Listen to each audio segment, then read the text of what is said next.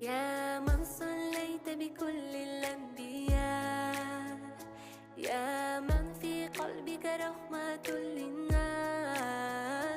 يا من ألفت قلوبا بالإسلام، يا حبيبي يا شافعي يا رسول الله، بأمي وأبي فديتك سيدي.